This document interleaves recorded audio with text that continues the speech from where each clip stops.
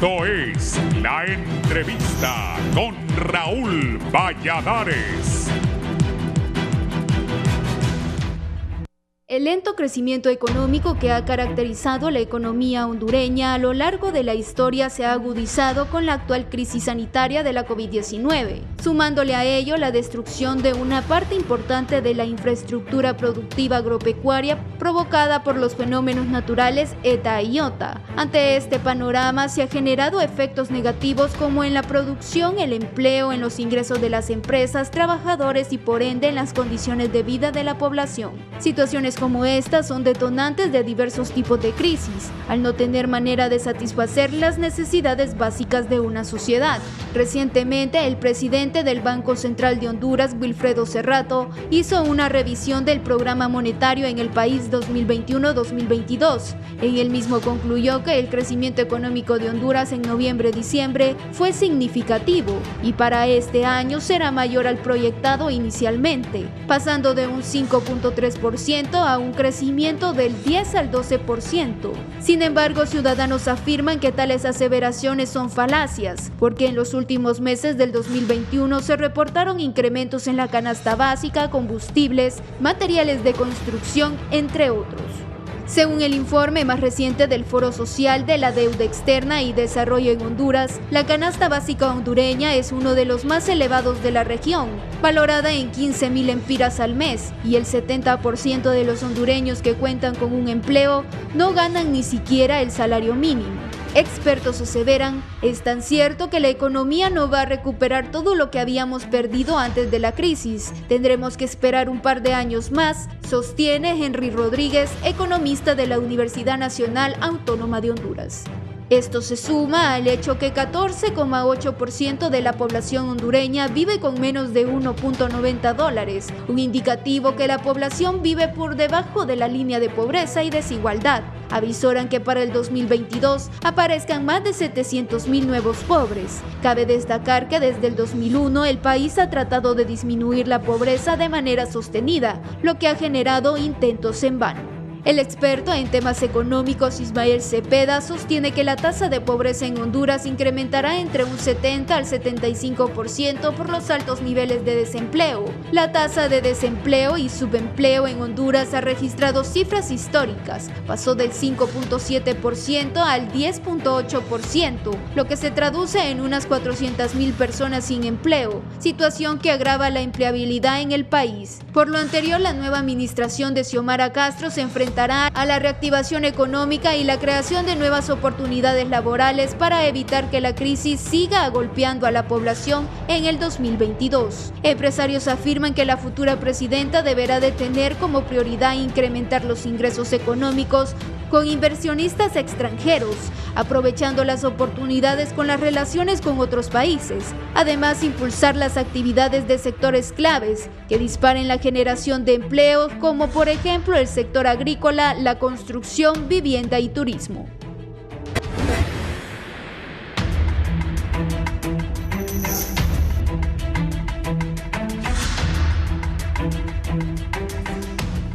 Gracias. Buenos días. Ayer hablamos del tema político que está candente, la conformación del Congreso Nacional de la República. Hoy en los noticieros daremos seguimiento a lo que Daniel Ortega dijo ayer en al asumir su quinto mandato, superando al dictador de derecha Anastasio Somoza Debayle. Ortega y la señora doña Chayo asumen el quinto mandato en Nicaragua y dijo que él reconoce la salida de Honduras al Mar Pacífico, tal como lo hizo la Corte Internacional de Justicia en La Haya ya por 1992. Pues bien, eso será otro tema que se tocará en los noticieros, pero hoy aquí vamos a tocar una realidad porque viene un nuevo gobierno. ¿Qué fecha es hoy? Hoy es 11. Entonces en 16 si no está mal matemática, doña Xiomara va a ir primero a la Basílica de Suyapa y de ahí va a ir a tomar el poder de la nación en el vetusto Estadio Tiburcio Carías Andino. Por cierto, ayer alguien me decía, qué bonita esa plaza donde asumió Daniel Ortega. Hay plaza en El Salvador también. y no recuerdo si hay plaza en Costa Rica, pero ojalá que algún alcalde, puede ser Aldana, construya una bonita plaza en Tegucigalpa para ese tipo de eventos. Hoy vamos a hablar de una realidad de la economía.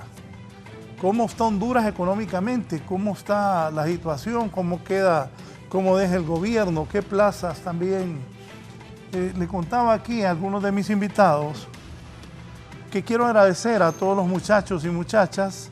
Hicimos un casting, le decimos aquí en los medios de comunicación, para algunos periodistas y presentadores de noticias. Vinieron más de 100 personas el sábado y eso muestra dos cosas: que hay mucha gente profesional que está graduada y que está desempleada. Y bueno, algunos van a lograr tener una oportunidad, pero hoy tengo 3 personas que saben de economía, que saben de la situación del país y que también han andado a pie y conocen y palpan cuál es el sentir y pensar de la gente. No solo se reúnen con los grandes empresarios que siempre están con el gobierno de turno, con el que caigan los empresarios, ellos, ese es el negocio de ellos. Son amigos de cada funcionario que está de turno. Así que no se dejen engañar también, que ahora los que van a ser funcionarios y les salgan nuevos amigos. Voy a saludar aquí primero al jefe del Departamento de Economía de la Universidad Nacional Autónoma de Honduras, el licenciado Henry Rodríguez. Gracias por aceptar la invitación. Bienvenido.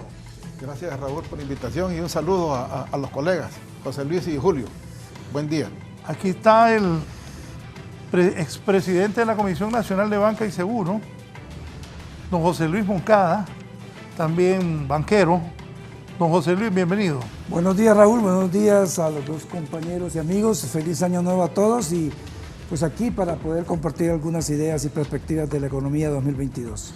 El exministro de Economía y vicerrector de la Universidad Nacional Autónoma de Honduras, un hombre muy versado en la materia, don Julio Raudales. Julio.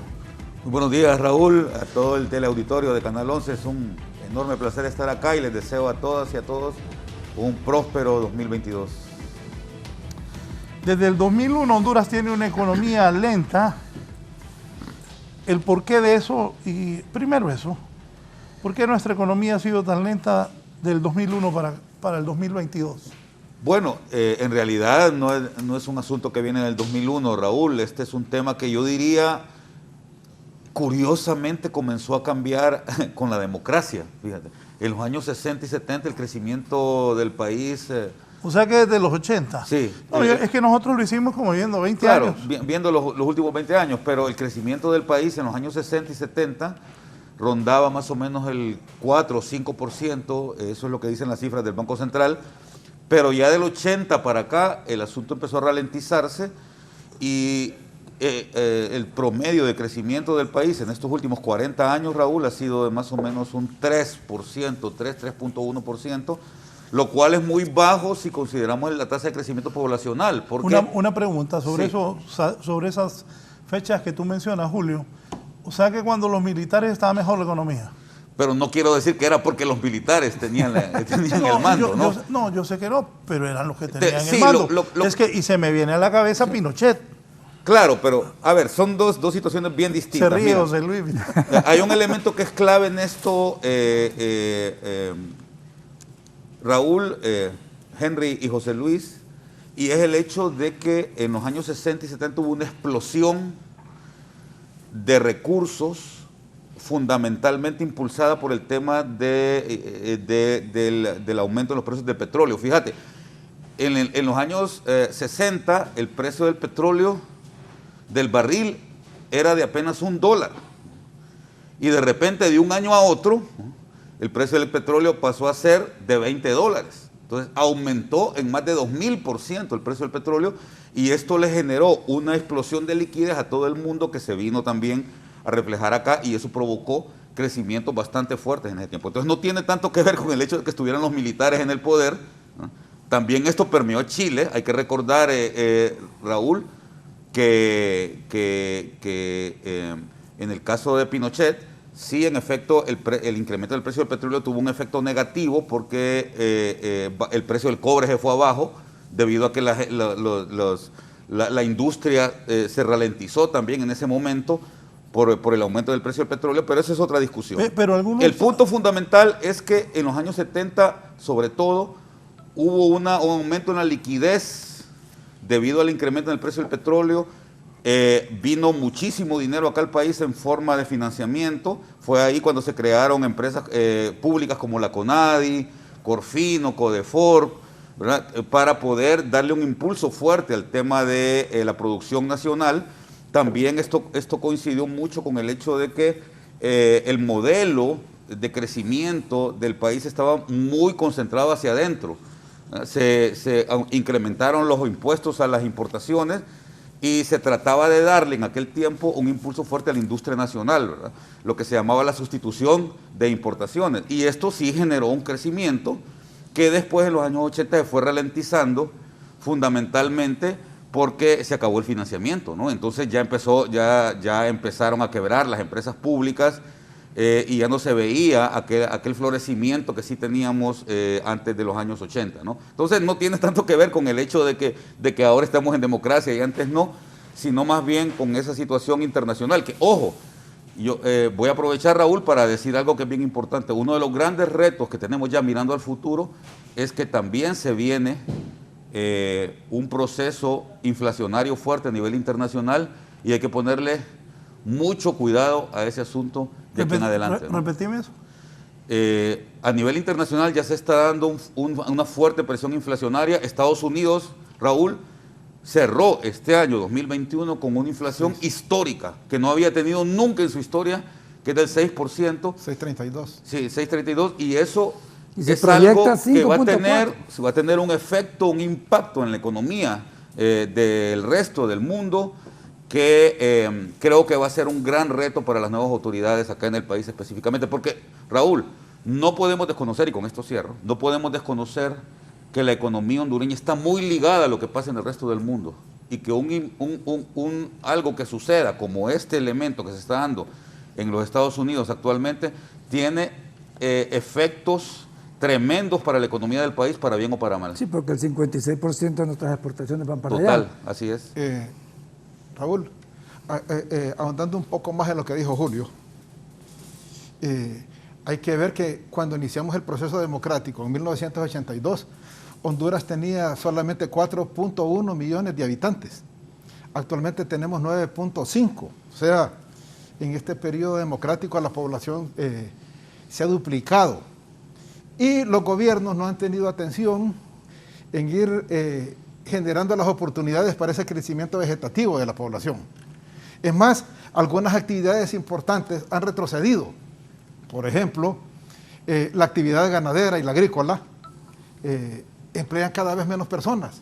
En 1950, para ilustrar un dato, en Honduras habían 2.3 millones de personas y había 2.5 millones de cabezas de ganado. Ese era el dato ganadero. O sea, había una relación de una persona por una vaca, digámoslo así. En 1982, que entramos a la democracia, ya Honduras tiene 4.1 millones de habitantes y tiene 3.9 millones de cabezas de ganado. Cabezas de ganado. Más o menos se sigue manteniendo la relación, pero en este momento tenemos 9.5 millones de habitantes y menos 3 millones de cabezas de ganado en el hato ganadero.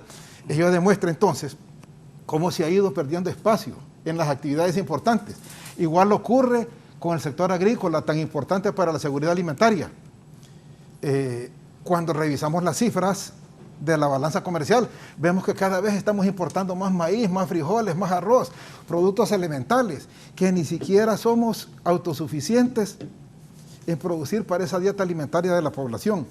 Y así han habido caídas importantes en otras actividades. O sea, no ha habido el dinamismo importante.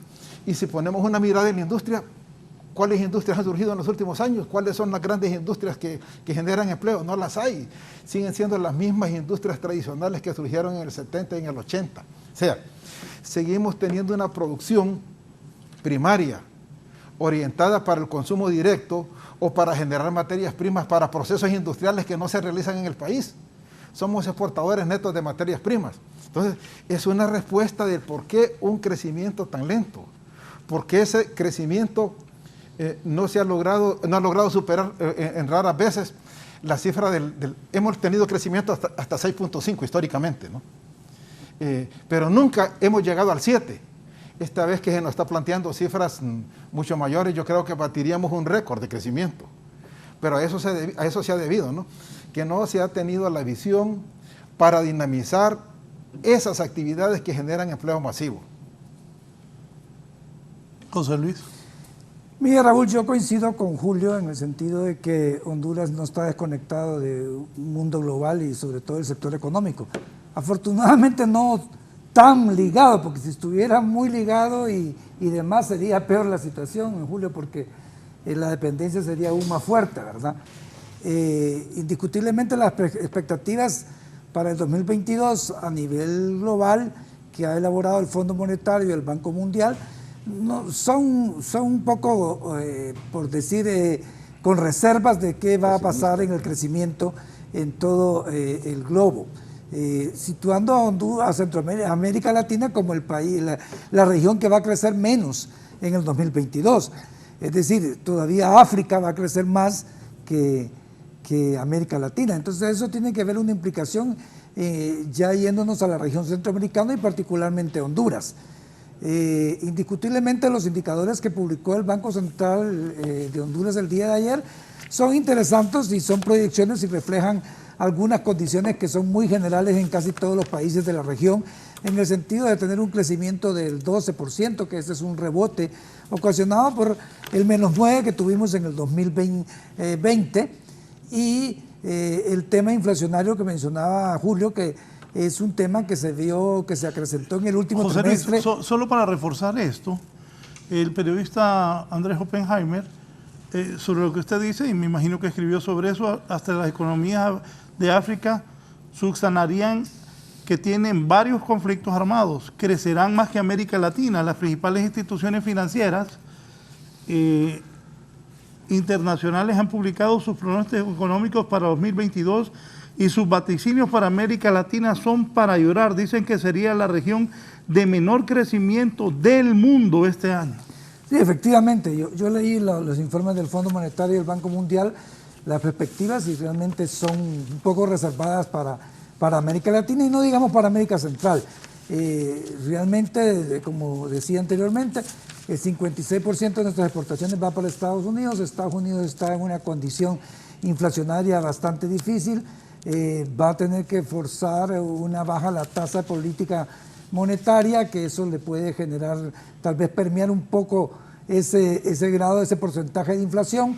Si es bien cierto, el gobierno del presidente Biden tiene dos proyectos grandes, uno de infraestructura que fue aprobado y uno social que está todavía en proceso. Yo no sé tanto como ustedes, pero el presidente del Banco Central de Honduras, el amigo Wilfredo, ese rato ha dicho, la economía hondureña se recuperó por completo en el 2021. Refleja un crecimiento del Producto Interno Bruto que supera los niveles registrados en el 2019 o la época prepandemia. Así lo dijo Wilfredo Cerrato, al anunciar que el crecimiento de la actividad económica habría alcanzado cerca del 12% en el 2021, tras la severa caída del 9.5% en el 2020. La recuperación rebote es tan buena que es mayor al valor del PIB del 2019. Bueno, mire, el presidente del Banco Central, a quien le guardo mucho respeto, fue mi alumno en la universidad, pues tiene una expectativa positiva en un momento que están saliendo del gobierno, ¿verdad? Y realmente quieren reflejar eso, pero si nos vamos a una realidad pragmática... ¿Es cierto o no es cierto eso? No es cierto, no tenemos una recuperación económica total. Tenemos todavía muchos sectores de la economía que están a medio vapor y algunos que ni han arrancado, ¿verdad? Todavía mantenemos una masa sustantiva de desempleo. Todavía la canasta básica se ha incrementado sustantivamente, hay muchos proyectos parados. El año pasado, más allá de la pandemia de los huracanes, la expectativa y de cambio de gobierno y política, pues se creó incertidumbre y paralizó bastante lo que es la inversión nacional como extranjera.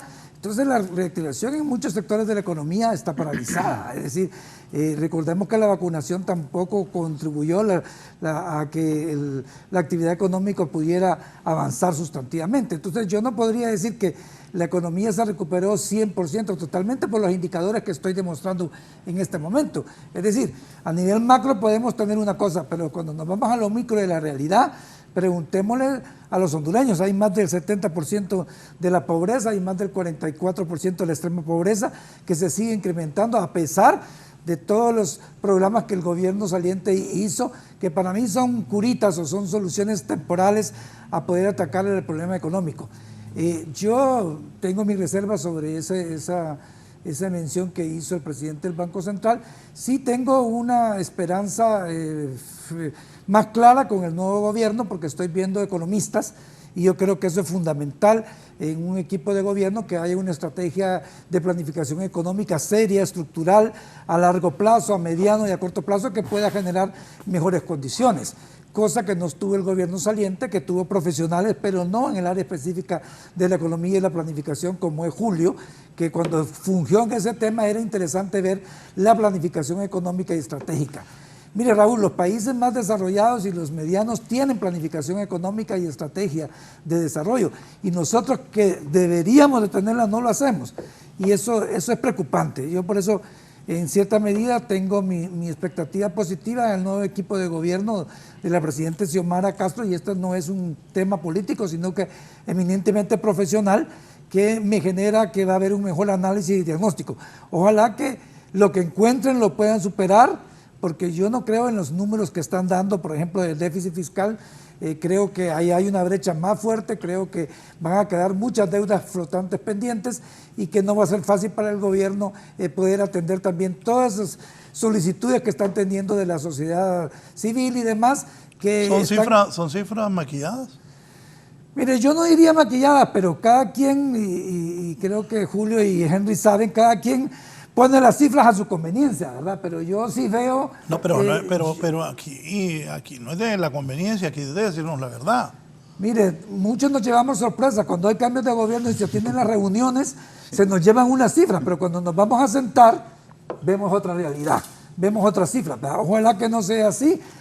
Yo sí creo que va a ser así, porque mire, solo 2 semanas antes de las elecciones, aprobar un decreto a 1.200 millones para un bono bicentenario. Yo quisiera que me dijeran dónde en el presupuesto encontraron 1.200 millones o a quién le quitaron para que algo que no estaba presupuestado saliera de la noche a la mañana. Tienen una deuda con las municipalidades de más de 4.000 millones, de lo que le corresponde a las municipalidades. Es decir, hay una gran cantidad de situaciones que me parece que van a ser un reto para el nuevo gobierno, pero confío que el grado profesional y particular en las áreas de economía y planificación les pueda dar esa ventaja para poder solucionar la temática, porque hay mucha expectativa del nuevo gobierno y esa nueva expectativa yo creo que hay que moderarla y tiene que estar de acuerdo a lo que se reciba. Raúl, sí. Bueno, yo le haría una observación a las declaraciones del presidente del Banco Central. Para mí hay una recuperación parcial, no plena, ¿no? Porque este crecimiento económico está cimentado básicamente en el desempeño del sector financiero, telecomunicaciones, comercio y la industria sobre todo la maquila, que así se ha recuperado. Sectores importantísimos como el forestal, el agrícola, el ganadero, el transporte, turismo y la construcción siguen deprimidos. Y entonces tenemos esos 2 bloques de sectores deprimidos y sectores que avanzaron. Y luego vemos que el sector financiero en Honduras apenas genera unos 40.000 puestos de trabajo, por su naturaleza, que es el que está más tecnificado y todas esas operaciones se pueden hacer a través de computadoras. 40.000 puestos. Sí, el sector financiero. Telecomunicaciones. Y se murieron 20.000 de COVID. Se han dinamizado producto de la pandemia, tenemos más servicios de internet, servicios de comunicación. El comercio por la actividad propia de las personas y la industria. Entonces, ¿qué significa crecer a ese ritmo? Significa que si esos otros sectores importantes siguen deprimidos, lo que se está haciendo es una concentración de riqueza en el país. Que ese crecimiento que se generó el año recién pasado se va a concentrar en pocas manos. Y la evidencia se muestra claramente cuando vemos que la pobreza no baja, ¿no? que la pobreza sigue presentando cifras altas, que la pobreza relativa sigue siendo alta, que la misma pobreza absoluta. Entonces, estas cifras hay que analizarlas con cuidado, ¿no? Y ese va a ser el reto del nuevo gobierno. ¿Cómo lograr un crecimiento económico incluyente que pase por estos sectores deprimidos, que es donde se genera gran cantidad de empleo y que todavía no logran recuperarse? Hay áreas que devastaron los dos fenómenos naturales que todavía no han sido recuperadas. Ahí está. Hay producciones importantes que todavía siguen deprimidas. Entonces, hay mucho que hacer todavía en el desarrollo económico. Hay un indicador en economía que se llama coeficiente de Gini, que mide la concentración del ingreso en la población. Y ese indicador es casi seguro que si lo calculamos en este momento, pasó de 54 que teníamos a lo mejor a 60. Porque este crecimiento que se produjo el año pasado es un crecimiento concentrador de riqueza en esos 4 sectores que son los que han logrado mayor dinamismo. Sí. Julio. A ver. Pero cuando José Luis decía de que presentan unas... Me quité la mascarilla porque estaba tomando café. Sí. Cuando José Luis decía que cuando van esos traspasos, bueno, yo he estado en algunos, sí. enseñan una cifra y aparecen con otra. Sí. Te estabas riendo. Sí. Mira, como diciendo, totalmente cierto. Sí, yo quiero partir de un elemento que se mencionó acá y que vos lo introdujiste con el tema de las declaraciones ayer del colega Wilfredo Cerrato, el presidente del Banco Central. Para empezar, yo confío mucho en la capacidad técnica de la gente del banco. O sea, esas cifras provienen de un equipo técnico muy riguroso que trabaja en base en base a modelos. Yo sigo pensando, Raúl, que el Banco Central es una de las organizaciones públicas de este país que tiene mayor seriedad, mayor compromiso con lo técnico, ¿verdad? Y si bien es cierto, siempre hay sus conflictos ahí internos por el tema de cómo interpretar y cómo valorar las cifras, y es natural que se dé esto, en todo equipo técnico sucede, son gente que trabaja con mucho cuidado y mucha responsabilidad estos temas. Mira, es cierto que el Producto Interno Bruto real, tal y como están las proyecciones en este momento, porque no tenemos cifras cerradas todavía, es muy temprano, ¿verdad? Pero tal y como están las proyecciones en este momento, es cierto que el Producto Interno Bruto real, en términos reales, va a ser superior probablemente a lo que fue el Producto Interno Bruto en 2019. Eso es cierto, porque el crecimiento, que ya lo explicó Henry, que se dio, la explosión que se dio sobre todo en el tema financiero, en la parte financiera, en la parte de telecomunicaciones, que aquí ahora, y vos lo sabés, Raúl, todo es por Zumba, ¿no? Sí. Y estas cosas gastan internet, ¿no? Y todo esto genera ingresos, ¿verdad? Entonces, ahí hay algo que dijo Henry que es crucial, ¿verdad? Y es que es importante el hecho de que se haya producido más, pero el tema es quién ganó con esa producción, a quién le llegó esa producción. Y ahí en la pantalla ustedes pusieron en Canal 11, que por eso me gusta mucho venir a estos foros, porque Canal 11 ilustra mucho en la pantalla lo que se está diciendo en la mesa. Están viendo todavía un Valle de Sula totalmente lleno de agua. Yo estuve hace poco ahí en el Valle de Sula, ahí en La Lima, y hablaba con un taxista que vive ahí en el Valle de Sula, ahí en La Lima, y me decía, mire, acá usted no puede entrar todavía a las casas con carro, pues todavía están inundadas de lo de Iota, ¿cómo se llama? Iota y Eta, ¿verdad? Entonces, mientras tengamos al valle más productivo del país en esas condiciones, va a ser muy difícil que el crecimiento económico que llegó, que no lo vamos a discutir eso, esté permeando a la población más pobre. Y creo que ese va a ser uno de los grandes retos que tiene la administración que va a tomar posesión en el 27 de enero. Ahora, y cierro con esto, Raúl, con tu pregunta, contestando a tu pregunta. Sí, yo participé, yo recuerdo como funcionario público, bueno, como empleado público, mejor dicho, participé en 2 transiciones. En la transición del gobierno de Carlos Flores Facusé a Ricardo Maduro, y en la transición del gobierno como equipo técnico, ¿verdad? En la transición del gobierno, que ahí estabas vos en la mesa sentado, no se me olvida, ¿no? Junto con Hugo Noé y con profesor Pineda Ponce y otra gente, en la transición del gobierno de Ricardo Maduro al gobierno de Manuel Zelaya. Y es cierto que los gobiernos que van saliendo tratan de presentar la mejor cara, ¿verdad? Los logros, y dicen, mira, pero también es cierto, Raúl, y no hay que desconocerlo, y hablando el otro día con alguien que está muy cercano ahí en el proceso de transición, y que vos has tenido sentado acá en esta mesa bastante seguido en los últimos días, me decía, mira, la información que nosotros tenemos del equipo técnico, no de los funcionarios de finanzas, no del ministro de finanzas y los viceministros, ¿verdad?, sino de los equipos técnicos que siempre cuelan información, es que hay un dique, Raúl, de gasto, que ya lo mencionaba José Luis, en este momento, que todavía no se han pagado y que le va a dejar una bomba fiscal al actual gobierno, al gobierno que tome posesión el 27 de enero, que va a ser tremenda, ¿verdad? Entonces, lamentablemente, las autoridades que tomen posesión el 27 de enero se van a encontrar con una realidad muy distinta a la que nos están pintando, porque, ¿qué sucede? Y ya lo mencionaba José Luis. Sí, es cierto que te dicen que el nivel de gasto que ha hecho el gobierno es tanto, ponele, qué sé yo, 160.000 millones de lempiras, pero no te dicen que están reteniendo pagos entre noviembre y ahorita de más de 20.000 millones de lempiras, que van a hacer, que le van a agregar un compromiso importantísimo a la nueva administración. Aparte, ya Raúl, está en el tema de discusión que los ministros están pidiendo que les den prestaciones. Bueno, ese tema que me parece a mí vergonzoso. Mira, Raúl, yo fui funcionario Despedirlo público. para que tengan sus derechos laborales. Público, y les voy a decir algo. Porque Usted aquí cierra y se va y ya sí, estuvo. aquí no hay que engañarse también. En las otras administraciones, y yo fui testigo porque fui técnico, yo miraba que los ministros no les daban prestaciones porque eso no está en la ley, o un ministro no tiene que tener prestaciones, así es que ahí está equivocado el amigo Rosales.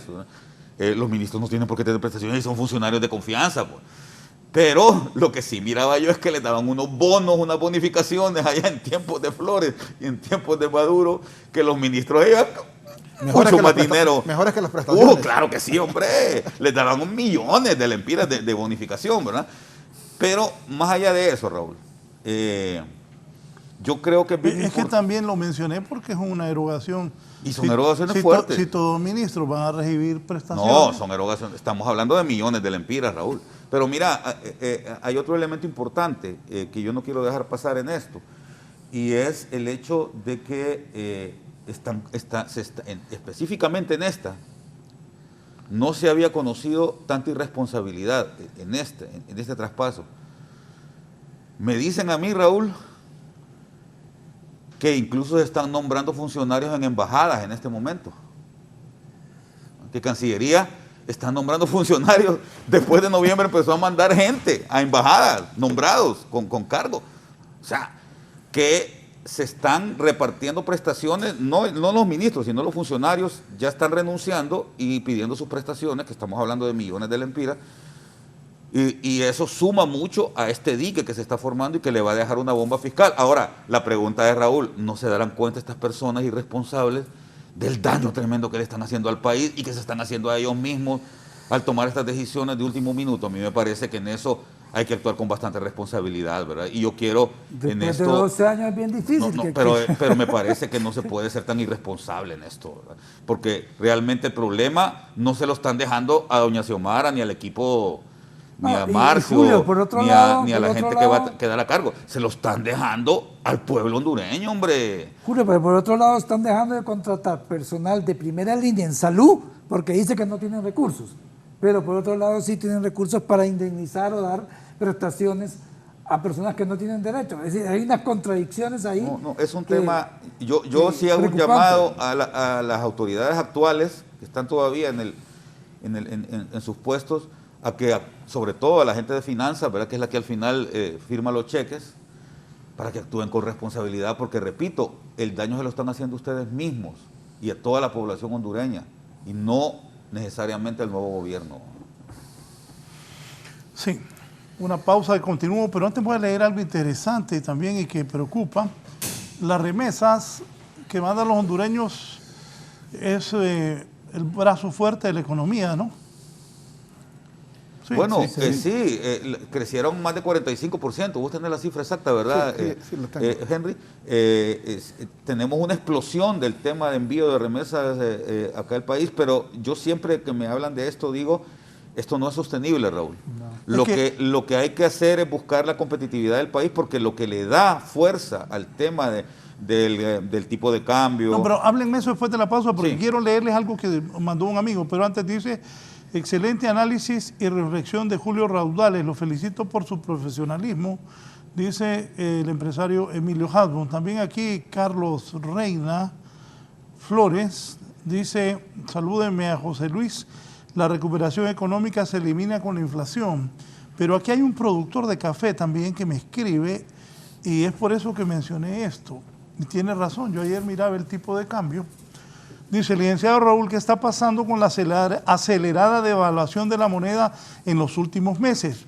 Porque se ha subido el café, la palma y las reservas andan en más de 8.500 millones de dólares y recibimos más de 7.000 millones de dólares en remesas. ¿Insisten en devaluar? Pregunta. Que nos expliquen los economistas. El presidente del Banco Central está violando la ley al devaluar la moneda, porque si dice que se recuperó la economía y la devaluación de la moneda, ¿por qué? ¿Cómo vamos a producir con los altos costos de los insumos, canasta básica por las nubes? ¿Qué administradores más incompetentes? Se debe redevaluar la moneda. Buen día, soy un productor de café, mi nombre es Carlos Luis Rodríguez. Gracias, don Carlos. Siempre se supo que Michelle Obama era una jugadora clave en el ámbito político. Algunos llegaron a especular que con ella buscaría ser candidata a la presidencia después de los 8 años de su esposo en la Casa Blanca.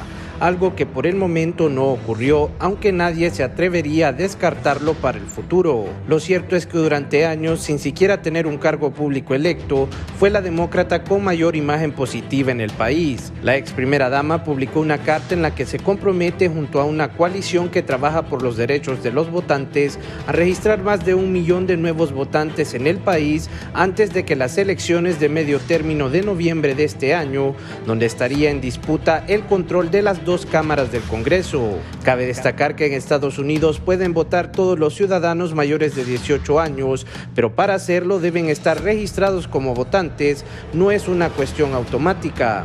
En la misma carta, la abogada graduada de la Universidad de Harvard indica que además en los próximos meses movilizarán a 100,000 estadounidenses para que se contacten con las oficinas de sus respectivos senadores para exigirles que voten las leyes de reforma del sistema de votación, conocidas como la Ley de Libertad para Votar y la Ley de Derechos de Votación John Lewis. Este ha sido un informe para 11 Noticias.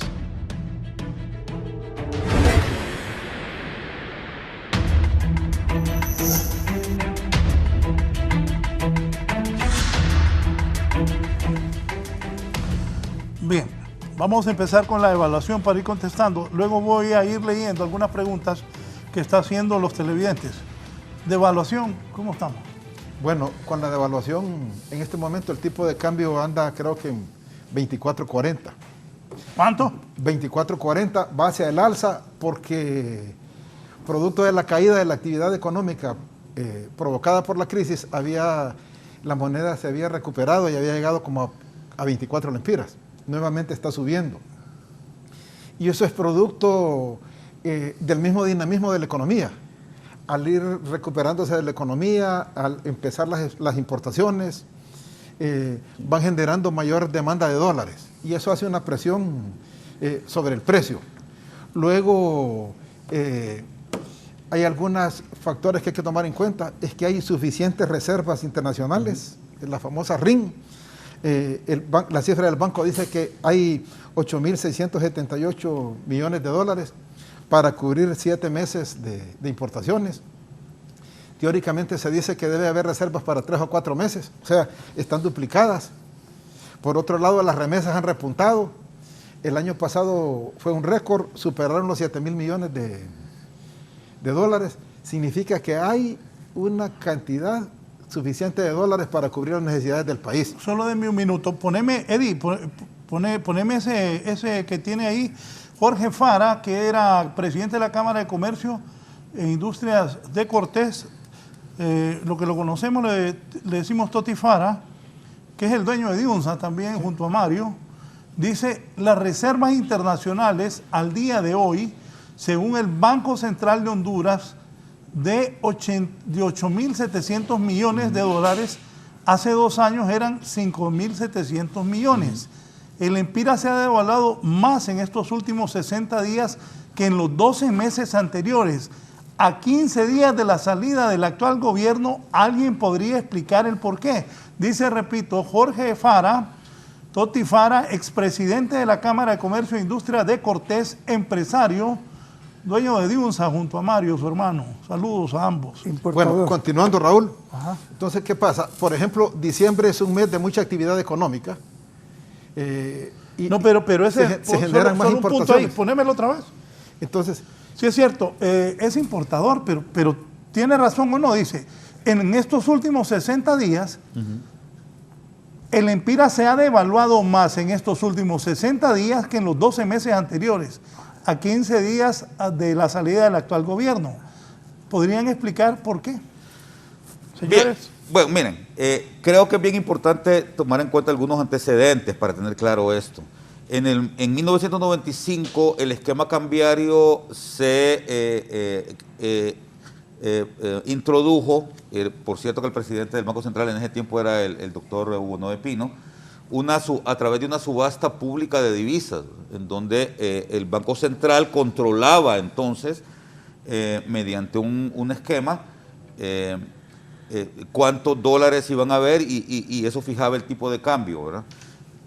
Esto a partir del año 2018, con el nuevo acuerdo con el Fondo Monetario, fue cambiando, Raúl. O sea, este esquema se mantuvo durante más de 20 años, pero a partir del año 2018, repito, esto empezó a cambiar y ahora el precio del dólar fundamentalmente se fija a través del sistema interbancario, es decir, son los bancos comerciales, la banca en general, quien tiene en sus bóvedas los dólares, y dependiendo de cómo se mueve el tema de la oferta y la demanda, entonces así es que se va determinando el precio del dólar en el mercado, ¿no?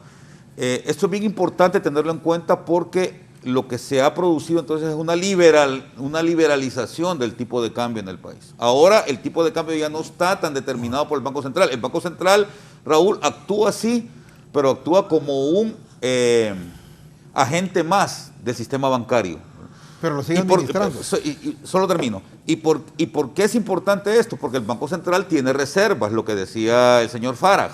El Banco Central tiene reservas. En este momento el Banco Central tiene más de 8.700 millones de dólares de reserva, y el Banco Central podría si quisiera, tener un impacto en el tipo de cambio si suelta reservas al mercado. Si el Banco Central soltara reservas, esa es la forma de hacer política cambiaria del banco, soltando sus reservas. Pero lo que decía Henry es bien importante. Por alguna razón, el Banco Central ha acumulado una gran cantidad de reservas en este momento. Tiene que ver un poco con lo que el gobierno cree que va a mejorar la competitividad del país, ¿verdad? Ellos piensan que si se reevalúa mucho el tipo de cambio nominal, es decir, si bajara de precio, por ejemplo, a 23, a 22 lempiras, porque el banco mete reservas al mercado, entonces esto provocaría que las importaciones se hicieran más baratas y las exportaciones se hicieran más caras, lo cual le quitaría un estímulo a los exportadores, ¿verdad?, según el Banco Central, y esto le quitaría, entonces, repito, competitividad al país. Esto provocaría una brecha comercial, es decir, un incremento en las importaciones porque están más baratas y una caída en el valor de las exportaciones porque están más caras. Y eso es lo que está pasando. Y eso es lo que quiere evitar el gobierno. Ese es el argumento que el gobierno tiene para no soltar reservas. Entonces, esa es la razón, señor Farag, por la cual el gobierno, de acuerdo a su lógica, a su política, no quiere soltar reservas. Si el Banco Central dejara ahí reservas al sistema financiero, evidentemente nos llenaríamos de dólares, ¿verdad? El tipo de cambio, como es por oferta y demanda, el tipo de cambio se iría para abajo, tendríamos un tipo de cambio de 22, de 23 lempiras, ¿verdad? Y esto, repito, de acuerdo a la lógica del gobierno, de las autoridades, lo que provocaría sería entonces un incremento de las importaciones. Corregime algo. Yo, un amigo mío que sabe bastante de esto, de la parte económica, un día me dijo, mira, no sé si es tan bueno lo de los dólares. Y yo le dijo, pues yo me mantengo en los dólares porque increíblemente en Honduras, en un tiempo, en esto de gobierno, los dólares bajaron. ¿Se mantuvo el tipo de cambio? No, pero bajó. Se apreció porque no había tanta demanda, porque no había importación. El Empira se apreció y mi amigo me dijo, no, entonces los dólares no. Entonces yo le dije, no va a durar mucho. Esta cuestión o sea que yo no sé de economía como ellos tres. No, lo que sucede... Ni el 1%, pero razonando, dije yo. Raúl, y te lo explico así muy brevemente, y con esto termino también porque no quiero monopolizar tanto la palabra, pero en tiempos de Zelaya, desde tiempos de Maduro, el tipo de cambio se fijó en 19, creo que estaba en 19.02 a la venta, ¿va? Y se mantuvo ahí los 4 años, los 2 últimos años de Maduro y los 4 años de Zelaya, y creo que 1 año de Lobo, ¿verdad? Pero ¿qué pasó? Se perdieron reservas. O sea, porque el Banco Central, para mantener el tipo de cambio, metía reservas al sistema, ¿verdad? Entonces, así fue que se mantuvo el tipo de cambio. Pero repito, ¿cuál es el argumento del gobierno para no hacer eso? Para no meter reservas al sistema y acumular un montón de reservas, que tiene 8.700 millones, repito, es que, según el gobierno, esto provocaría un aumento de las importaciones porque se vuelven más baratas, ¿verdad? La gente gasta más gasolina porque está más barata la gasolina, ¿verdad? La gente gasta más en bienes importados y entonces eso provocaría un problema grande en términos de balanza comercial en el país, ¿verdad? Pero también hay que dejar bien claro que el cálculo de la inflación del tipo de cambio tiene una fórmula que no solo considera la situación interna del país, sino la de los principales socios comerciales. Sí, pero eso ya no, Henry, porque ya cambió el esquema. Ahora lo tiene... Pero esa es la manera de lograr el cálculo para no perder competitividad, Julio. Indiscutiblemente la preocupación de un importador es válida, es decir, sobre todo cuando es masiva, en el sentido que el efecto de la depreciación de la moneda pues le afecta, es decir, y eso tiene una cadena que llega a precio, ¿verdad? Y realmente con una economía contraída, aumentar precios de algunos productos pues no es tan comercialmente con los resultados que debería de esperar. Yo diría que el comportamiento del último trimestre del año pasado es propio de la temporada, ¿verdad? Donde se incrementan las importaciones, donde hay más demanda y esto va a una depreciación de la moneda por lo que se mueve en ese momento, ¿verdad? Yo esperaría que se estabilice en este primer trimestre del 2022, que tienda a estabilizarse y yo lo que le recomendaría es que cuando esté en baja el dólar, compre dólares y ahórrelos y cuídelos para cuando les tocan esas importaciones, porque el comportamiento con la dinámica que está teniendo la economía va a variar. Esperemos qué va a pasar México, Colombia, Estados Unidos, que son los mercados que más o menos marcan un poco la referencia a lo que puede haber en Centroamérica. Indiscutiblemente el precio del café es un tema que hay que verlo, el precio del petróleo, el precio de nuestros productos de exportación, que algunos han subido, otros se han mantenido. Es decir, aquí hay que analizar varias variables para ver el comportamiento que tiene, que de una u otra manera incide en esa nueva política cambiaria interbancaria que le manejan los bancos, pero que depende de los sectores económicos que están moviendo la demanda y la oferta de los dólares, ya sea el sector agro, el sector comercio, el sector industrial, que son los que mueven y demandan el dólar, la moneda fuerte, para poder tener la actividad económica. Lo que sí hay que tener bien claro es que con la devaluación hay ganadores y perdedores, y que siempre los perdedores son los consumidores, porque sobre ellos va a recaer todos los impactos, y se benefician quienes exportan, que no son muchos en el país. Entonces, en esa balanza de bienestar es que se hace necesario controlar el tipo de cambio, mantenerlo lo más estable posible para evitar el deterioro del salario real de los trabajadores. Es que el problema fundamental ahí, Henry y José Luis, es la productividad interna del país, que lo mencionaste al comienzo del programa. Somos una economía que nos hemos concentrado mucho en el sector externo. Mire si usted lo que anda puesto.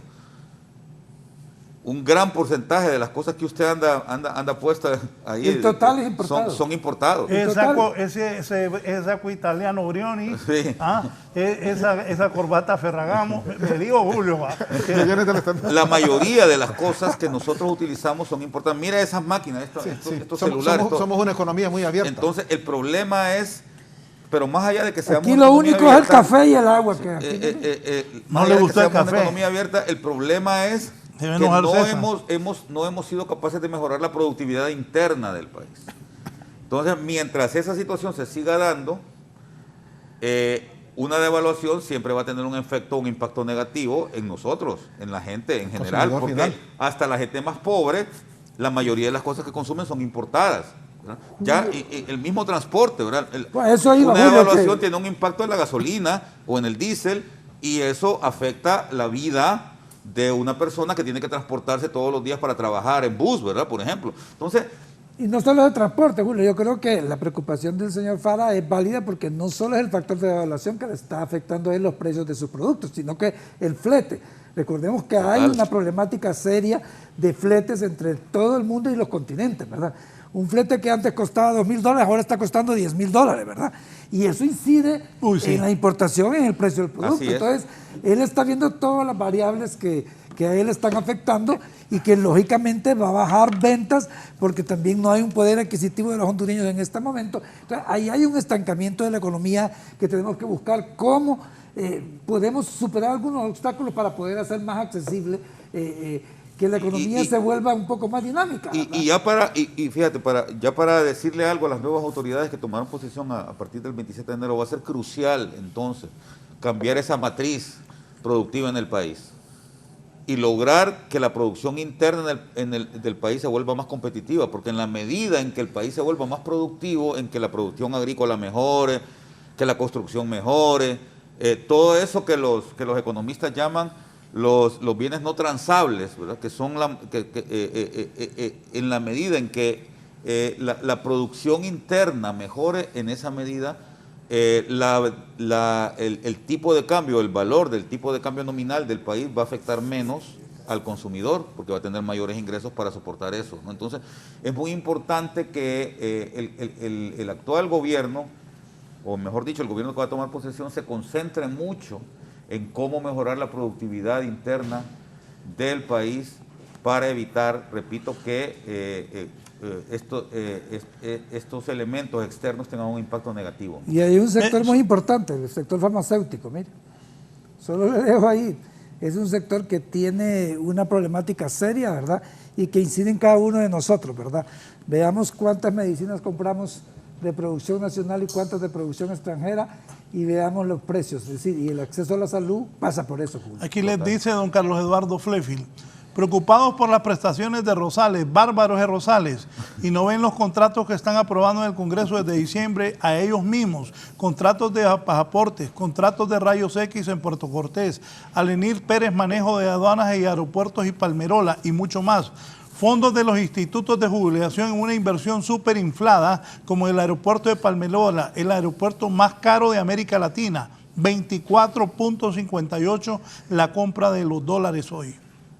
Sí, eso está la compra, sí. Estaba 24.40 la venta Sí, y 24.58 la compra. Sí, yo coincido con él. Es preocupante muchos de los decretos que se están aprobando el Congreso, que están dejando como el cierre de algunos negocios para algunos grupos particulares, ¿verdad? Que no necesariamente generan beneficio a la población. El tema de Palmerola es un análisis, es decir, para mí que estudié en INCA y los estudios de casos que podemos hacer, Julio, es decir, es un estudio de caso. ¿Cómo va a hacer usted Es mucho más caro Palmerola que Tocumen. Por eso le digo, y vos ves en Panamá todos esos servicios No, y aeroportuarios cómo va a que decir tiene, que ¿no? usted habla de una alianza pública-privada donde el Estado es el que pone más plata que el privado? Bueno, eso ¿Y quién lo administra? El privado. Eso lo ha denunciado la comisión, que está Hugo Noé, que está Barquero, que está Y lo- Marcio. Y lo administra el privado. Y ahí tiene que ver también el gobierno español, porque el gobierno español condonó una deuda para un objetivo fundamental de un aeropuerto con interés público, eso- de poder generar un beneficio público. Eso a mí me pareció penoso, fíjate, José Luis, porque cuando yo estaba en el gobierno que manejaba la cooperación internacional, los españoles eran cerrados en eso. Tenía que ser, decían, el tema de los fondos de cooperación, de condonación de la deuda, tiene que utilizarse exclusivamente para educación, ¿no? Para educación. Y luego viene el nuevo gobierno, el gobierno del señor Hernández, y les pide que desvíen esos fondos de educación y que los pongan para el aeropuerto, y los españoles tranquilamente aceptan, ¿verdad? Me parece que es una pena. Condonación porque para que lo está beneficiando a una empresa de carácter privado, me explico. Y todavía quieren sacar fondos de Imprema, la empresa, ¿y cuál es el aporte de una alianza pública-privada? Si nos vamos a un estricto sentido de análisis de una alianza pública-privada, es que el Estado le pasa al sector privado que administre y participa en una parte el Estado en la dirección, pero no es que el Estado va a ponerle más plata al sector privado. Pero así aquí las cosas se hacen al revés. Solo les leo un par de cosas. A mí me parece que esa política monetaria no es congruente con nosotros, los que producimos las divisas, por ejemplo café. Miren cómo se aumentan los precios de los insumos, porque no protegen el sector agro del país. Todas esas políticas son macro, solo favorecen sectores exclusivos. ¿Y el pueblo dónde queda? Germán Leicelar, el abogado, dice: nuevamente una felicitación por otro excelente programa. Un saludo a los panelistas y comentar: así, sin ser economista, creo que la mano invisible del mercado promueve el bienestar colectivo, promoviendo el individualismo a niveles extremos. Además, existe globalización a niveles financieros que en determinados lugares baja las regulaciones tributarias, mientras en otros las intensifica. Juegan con los impuestos directos en un intento de atraer inversiones, mientras le espantan con inseguridad jurídica, generando una brecha de desigualdad económica cada vez más grande, limitando más y más el crecimiento y la movilidad social. Por otro lado, los empleos dignos están íntimamente vinculados a la sociedad y por ende a la posibilidad de un crecimiento de la economía. El desarrollo de una plataforma de empleo pleno y sobre todo con trabajo decente para todos debe ser una meta para poder erradicar cosas como el hambre, la salud o en resumen la pobreza extrema. Todo a la par de controles contra la especulación, fomento de poder adquisitivo, control de precios y muchas cosas más. Felicito a los panelistas. Germán Leicelar. Muy bueno su comentario. Todo un reto para el nuevo gobierno. Bueno, vamos a esperar a ver qué... Me dice aquí otra vez, dice Emilio: insisto, Raúl, ¿qué irán a hacer con los contratos leoninos de energía pagados en la ENE? Hasta 17 centavos de dólar por kilowatt, y en Centroamérica el promedio se paga a 7 centavos. ¿Cómo se interpreta esta situación? ¿Será que estos funcionarios del ENE son ignorantes o tontos? Yo creo que el problema es que ha habido mucho dolo en el manejo de estas cuestiones, y ahí yo me permito insistir, Raúl, en la importancia que tiene, creo que lo mencionabas hace un rato tú, tener un gobierno que sea responsable, profesional, capaz, con gente que entienda el tema, ¿verdad? No estar poniendo gente improvisada a trabajar, a aprender, ¿verdad? En un gobierno no se puede aprender. El otro día yo escuchaba casi hasta con ternura al señor Pedro Castillo de allá de Perú, decir: es que tienen que darme tiempo para aprender, hombre. Yo no puedo, yo no vine aquí sabiéndolo todo. Un presidente no puede darse el lujo de decir esas cosas. Estamos de acuerdo. El presidente tiene que estar listo y fundamentalmente rodearse de un equipo de personas que entiendan los temas para que el asunto camine, ¿verdad? Porque al gobierno le toca hacerse cargo prácticamente de todo, ¿verdad? Problemas de agricultura, tiene que estar ahí. Te voy a dar un ejemplo sencillo, lo que tú dices. Nosotros vinieron un montón de muchachos profesionales, como le decía el licenciado, más de 100 el fin de semana. Pues tengo un par de plazas acá. Y vino muchachos con capacidad, pero sin duda vi un par que ya tienen experiencia. Y dije yo: estos chavos tienen experiencia. No pueden empezar a improvisar, a poner gente que no sabe, que no tiene experiencia. O sea, es por el bien primero del gobierno y del país. Pero se pone gente que no conoce. Qué mal lo que dijo Pedro Castillo. No, penoso, ¿verdad? Sí. Fíjate que en campaña le escuché un buen discurso, como es un maestro de educación primaria, pero me imagino que es un hombre leído. Pero sí, eso que estás contando, pues no lo oí. Es desastroso, ¿no? Un presidente no puede ir a eso. No, porque ¿para qué se postuló de presidente? El que se mete a ser presidente tiene que entender y tiene que estar preparado. Sobre todo, repito, porque más allá de la persona está el tema de los equipos, ¿verdad? Y los gobiernos son fundamentalmente Julio, equipos, yo tengo un ejemplo que a mí me pareció bien interesante, tuve la oportunidad de conocer y fue al presidente Reagan, ¿verdad? Que era un actor, no nos confundamos, ¿verdad? Pues era un actor y lo bueno que tuvo él es que se rodeó de un equipo de primera. Usted es tragaño, hombre, Sí. con Reagan. Con Reagan en 1986 yo cipote fui a una en ese visita oficial. Pucha, yo estaba en colegio. En 1986 acompañé al presidente Ascona a una visita oficial a Casablanca. Y mire, yo aquel señor era un actor, a él le decían, entre. Entonces entraba, saludaba y todo lo demás. Es que era un actor. Y hacía su papel, me explico, y aquí que allá. Pero alrededor de él se rodeó de un equipo de primera que yo no he visto, ni con Clinton. He visto un equipo de primera como lo que tuvo Reagan en sus 2 periodos. Entonces, esa es la sabiduría. Es decir, yo sé que es un proceso de ir aprendiendo de cualquier gobernante. La mayoría ya saben. Yo confío que la presidenta ha hecho unos discursos en su campaña que me generaron a mí expectativas de que estaba conociendo los temas que hay que profundizar, pero que se rodee de equipo que realmente pueda dar respuesta a 12 años de gobiernos que realmente han afectado mucho el desarrollo del país por la falta de institucionalidad, por la falta de talento y capacidad profesional en los temas y no digamos por la corrupción y esa cantidad, Julio, de juntas interventoras que se nombraron, que realmente más allá de generar un costo, no generaron ningún tipo de resultados. Algunas juntas sí, yo creo que habría que evaluarlas, pero yo particularmente creo que juntas interventoras de 8 años, a mí me parece que es demasiado. Y no quiero calificar. Bueno, se está cuestionando mucho esa junta interventora de Inves que ganaban un sueldazo y que no hicieron nada. ¿Ah? Está la ENE, está el Seguro Social, está una gran cantidad de instituciones. Hay más de 20 juntas. No, le digo, eso lo único que muestra es el nivel de improvisación. Cuando vos pones en vez de poner un equipo capaz a trabajar en un tema, ¿verdad?, con profesionales de la materia, ¿verdad? Si vas a hablar de energía, tenés que poner gente que entienda de energía. Si vas a hablar de agricultura, tenés que poner gente que entienda el tema.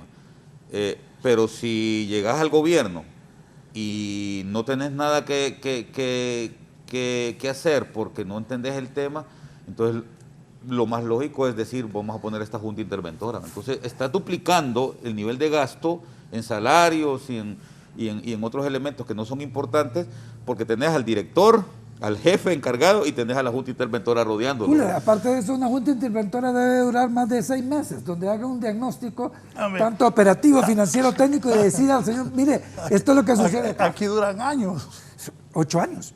Y algunas generan conflictos internos en las instituciones, ese es el problema. Y no estoy descalificando si hicieron bien o mal, estoy descalificando porque eso habría que hacer un análisis, un estudio, pero el hecho que la gobernanza de las instituciones no puede seguir así. 24 juntas interventoras, fuerzas de tarea y demás se establecieron en todo el país en estos últimos 4 años. No es posible, es como dice Julio, es una improvisación que no genera mejores resultados, mayor costo y la población esperando beneficios. Esa es la realidad.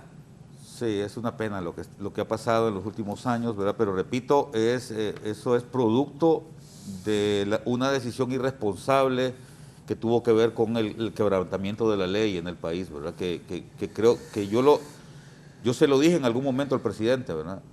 Esto va a provocarle 4 años de severos problemas a usted. La decisión de haberse reelegido de forma inconstitucional, al final terminó generando un nivel de ingobernabilidad acá en este país que tuvo un impacto muy fuerte en la economía, y es lo que ha hecho que la pobreza en el país esté ahora arriba del 70%, que tengamos una pobreza extrema arriba del 50%, que no se da en ningún país en el continente. Ni siquiera en Haití tenemos una pobreza extrema de arriba del 50%, ¿verdad? Y es muy penoso lo que está Dice pasando. Mario Lobo que se van a ir los capitales de los funcionarios y de empresarios por miedo al comunismo. Bueno, mire, yo creo espero que sea una broma.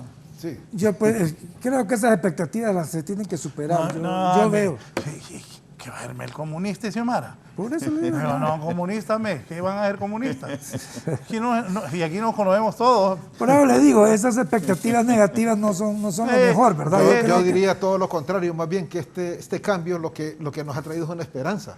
Sí. Ojo, hay mucha esperanza de la gente. O sea, y hay que de bajarla, todos lados, hay que moderarla. Y se ve... Hasta los nacionalistas tienen esperanzas. Y se ve, y no solo y hay se que ve desde el moderarla, país. porque si no, entonces me explico. Por eso es que este No gobierno, puede negar. por eso es que este gobierno está obligado a dar Como una dicen, respuesta. la vara está bien alta. Sí, exacto. Y tiene que demostrarlo de entrada, Raúl. ¿Cómo tiene que demostrarlo de entrada? Con un combate frontal a la corrupción, siendo transparente. Y todo ello va a pasar. Estamos a la expectativa de cómo se conforma el gabinete. Como mencionaron los colegas, ojalá que esto se haga basado en los principios de la meritocracia. Libre, el mismo PINU y el Partido Salvador de Honduras cuentan con elementos valiosos para formar un gabinete, experimentados, con conocimientos, que recurran a ellos, que no improvisen. Y sobre todo, estamos esperando que no se genere esa gran burocracia, ¿no? Que por componendas políticas, que por favoritismos o amiguismos, se le da categoría de ministros a direcciones, y eso viene a entorpecer la administración pública. Entonces, estamos esperando un gabinete lo necesario para administrar el país, que no sea muy grande, pero funcional. Y si se ponen las personas idóneas, todo va a caminar. Y también que se enmarque en un plan concreto, de corto, y mediano y largo plazo, para definir un rumbo de país. No podemos seguir a la deriva. Entonces, yo, lejos de hablar de doctrinas extrañas, sigo pensando que esta es una gran oportunidad para los hondureños, que por eso buscamos ese cambio, estamos esperanzados en que el nuevo gobierno busque el rumbo del desarrollo que tanto anhelamos, que tanto esperamos, que oriente esas políticas públicas a los más necesitados, a generar empleo masivo, porque ha habido una caída de la inversión y hay que recuperarla. Entonces, el primer reto que tiene que tener es mejorar la imagen del país. Estamos deteriorados, perdimos la cuenta del milenio. Algunos cooperantes no confían en el gobierno. Ello va a llegar a mejorar el clima de negocios y a que fluya la inversión. Retos inmediatos, Raúl, que tiene que tener este gobierno y demostrarlo, ¿verdad? Demostrarlos. Mire, entonces, Raúl, nosotros tenemos una gran esperanza en ello. Una comunicación con un grupo de pequeños empresarios y ellos, pymes y demás, que me preguntaban, bueno, licenciado, ¿y qué es lo que podemos hacer? ¿Qué es lo que podemos esperar del nuevo gobierno en el sentido de un sector que realmente ha sido golpeado por la pandemia y demás, ¿verdad? Y ellos me decían el acceso al crédito a la banca. Entonces yo le decía, mire, aquí es un tema de sentarse técnicamente, de evaluar los requerimientos que la Comisión Nacional de Bancos y Seguros tiene para esos sectores, que son los pymes, el sector agrícola, el sector de construcción de vivienda social, y poder relajar, por decir una palabra, un poco los requerimientos de la Comisión, de manera que la banca pueda ofertar más, porque tenemos un exceso de liquidez y por otro lado tenemos una demanda, pero no hemos logrado casar esa oferta con la demanda que hay en los sectores que lo ocupan. A mi criterio técnico podemos aligerar un poco las normativas de manera que para los bancos se levante un poco el apetito y pueda crear algunas condiciones para estos segmentos. El otro tema que yo le decía es no tener fondos de garantías temporales, Julio, sino que un fondo de garantía estatal permanente, de manera que el Estado esté dando este fondo de garantía a todas esas operaciones que realmente necesitan tener ese complemento para poder llegar.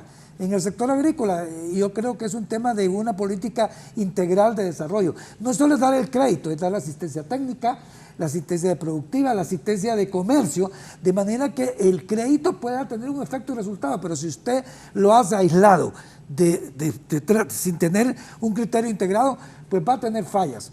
El otro tema es Banadesa. Para mí Banadesa se debe replantear. Es decir, para mí no vale la pena cerrar Banadesa, habría que ver qué es lo que hacemos con todo ese pasivo que tiene ahí, pero sí rehabilitar Banadesa y ponerle con recursos y manejarlo más técnicamente que políticamente, de manera que pueda tener un banco de desarrollo de eso, como lo tiene Costa Rica, Guatemala, Colombia, pueda tener un impacto en la economía.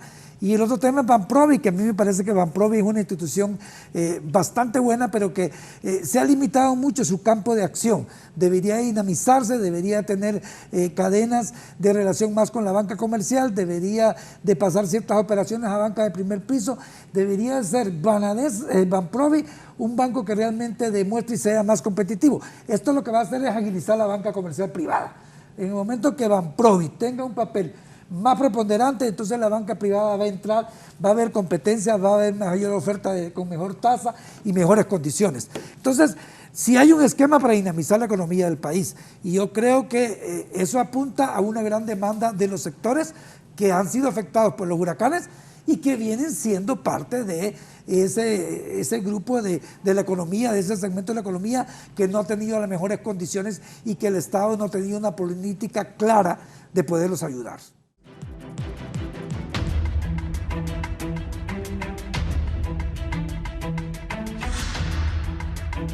Bueno, aquí en producción ya vamos a la parte final, un par de preguntas para mis invitados. ¿Podría el nuevo gobierno de doña Xiomara Castro de Zelaya reactivar la economía y crear nuevos empleos? ¿Qué actividades debe impulsar la futura mandataria para la activación económica? ¿Cuáles métodos se pueden utilizar para reducir la pobreza, que es enorme en este país?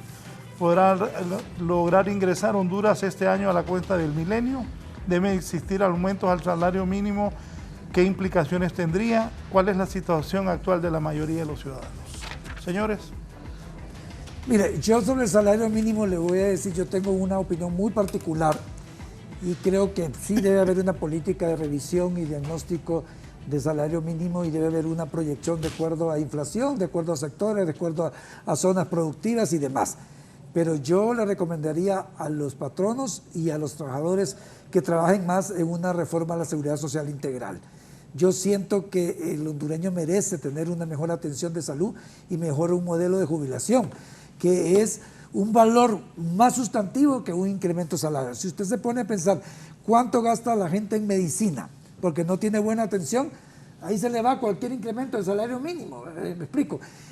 ¿Cuál es el modelo de jubilación que tiene? Un modelo de reparto que ahí entra todo el dinero y le van a dar a usted 3.000 empiras. Entonces deberíamos de tener, y yo a los trabajadores y a los patrones les recomiendo que ojalá que la nueva presidenta y el gobierno nuevo toque a fondo ese decreto de la Ley Marco de Protección de Seguridad Social y que realmente apunte a darle la mayor estabilidad al trabajador hondureño, generándole un buen sistema de salud y un buen modelo de jubilación.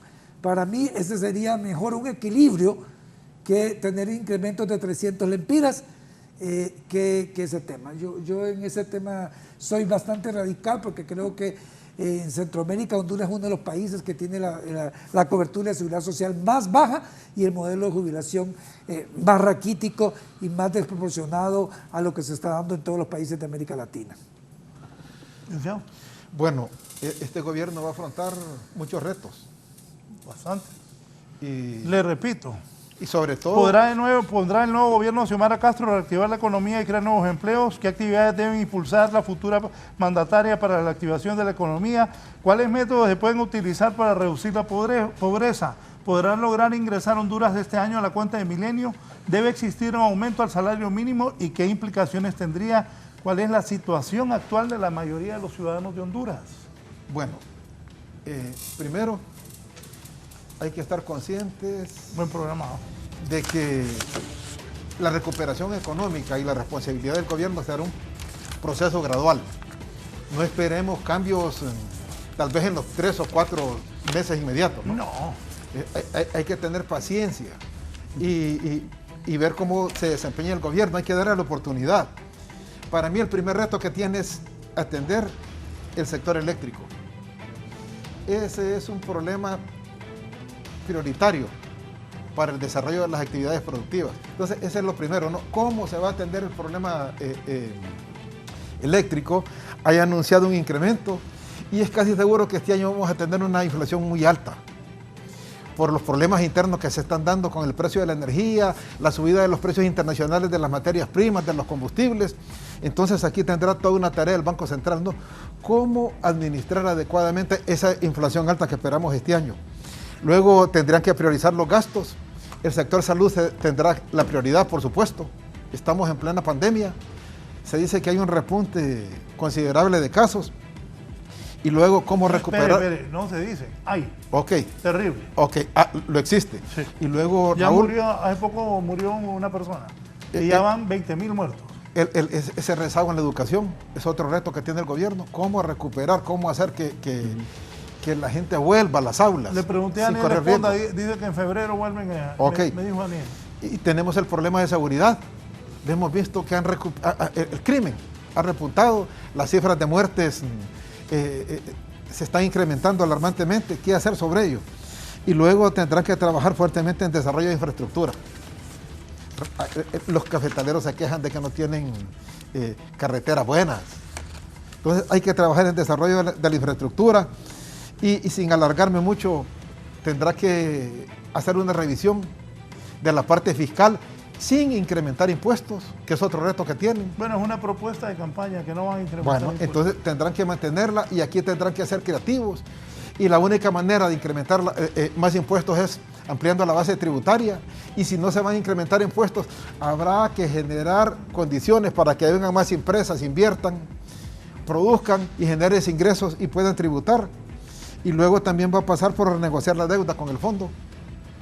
Perdón, renegociar con el fondo, porque eso nos va a abrir muchas puertas para renegociar deuda, acercarnos a otros cooperantes y no descuidar los grandes sectores que producen empleo masivo.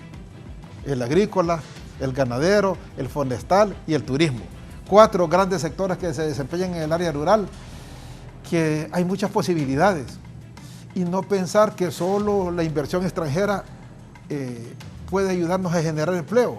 Sí es importante la inversión extranjera, pero la banca tiene sobre liquidez, las cooperativas tienen capacidades. O sea, sí podemos reactivar el país desde lo interno, Raúl, pero no seguir generando empleos en Tegucigalpa y San Pedro, porque eso lo que hace es atomizar estas ciudades, volver más precarios los servicios. Yo diría, el éxito de este gobierno está en volver al campo, ¿no? En generar esas capacidades que tiene la gente que vive en el área rural. Tradicionalmente fuimos rurales, ahora somos urbanos. Es más la cantidad de personas que viven en las ciudades que en el campo. Entonces, esos considero yo que van a ser los principales retos que va a tener este gobierno para poder disminuir esas cifras de pobreza. Y sobre todo, yo recomendaría que estén enmarcados en un plan para que nosotros tengamos esa paciencia y los acompañemos en su desarrollo. Gracias al jefe del Departamento de Economía de la Universidad Nacional Autónoma de Honduras, el licenciado Henry Rodríguez. Nos vamos, don José Luis Moncada, ¿qué le dice a la población sobre este tema económico? Bueno, mire, yo tengo una impresión particular en el sentido, primero, que creo que la expectativa que se ha creado del nuevo gobierno es bastante alta. Eso es bueno porque el hondureño tiene esperanzas de un cambio y demás, pero que deben de ser moderadas porque la situación que va a encontrar no va a ser fácil en temas financieros, en temas económicos, en temas de gestión pública, no va a ser fácil. Sí creo que la estructura que está tomando, pues estamos viendo del nuevo gobierno en el aspecto económico, lo veo con profesionales de la carrera, que eso me genera a mí pues un grado de confianza de que se van a manejar las cosas mejor. Desearle éxito a la nueva presidenta. Yo pienso que los hondureños en el 2022 esperamos un cambio radical en muchos temas políticos, sociales, económicos, culturales, y que podamos realmente despertar un sentimiento patrio diferente al que hemos tenido en los 12 años anteriores, que no ha sido el mejor. Gracias, José Luis, por haber participado esta mañana. Voy a cerrar con don Julio Raudales.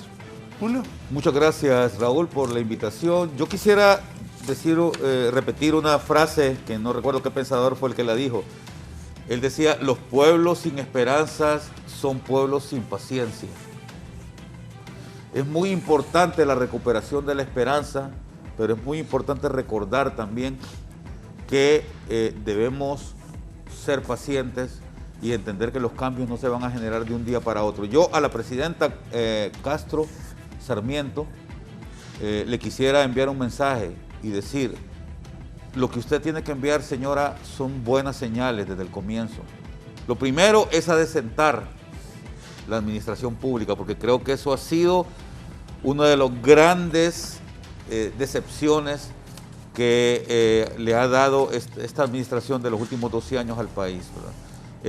Esa percepción de corrupción que ha existido en los últimos 12 años, creo que es importante revertirla, y eso se puede hacer rápidamente poniendo a la gente adecuada. Y lo segundo es rodearse de un equipo de gente que tenga la capacidad, el conocimiento suficiente. Y yo sé que la señora Castro, yo trabajé con ella un tiempo y yo reconozco en ella esas capacidades que tiene de rodearse de la gente adecuada, que le ayude a generar los cambios y que, repito, puedan dar las señales adecuadas de que la situación en el país puede cambiar rápidamente. Creo que con eso se resuelven muchísimos de los temas que planteaste ahí en tus últimas preguntas, Raúl. el incremento en el empleo, mejoraría los ingresos entonces, y eso reduciría la pobreza. Estas señales de adesentamiento traerían la cooperación de vuelta, no solamente la cuenta del milenio, sino que un montón de cooperación más que no se abre por la desconfianza que tienen los cooperantes en el país. Así es que tenemos una puerta abierta, el camino está bien difícil, pero yo creo que se puede lograr, repito, con decencia y con inteligencia. Gracias, Julio. Gracias, José Luis. Gracias al licenciado Henry Rodríguez, a ustedes por permitirnos ingresar a sus hogares. Sigan con nosotros en Canal 11. Mañana voy a tratar de abordar el tema de hace 2 años los niños no van a clases. Estoy hablando más de las escuelas públicas, escuelas y colegios. La universidad tampoco. Ni las universidades que se pagan un montón de billetes, hay clases presenciales. Sobre esto vamos a hablar mañana en la entrevista. Siga con Canal 11. Buenos días. Abrir la toma, por favor, para despedir a mis invitados. Gracias.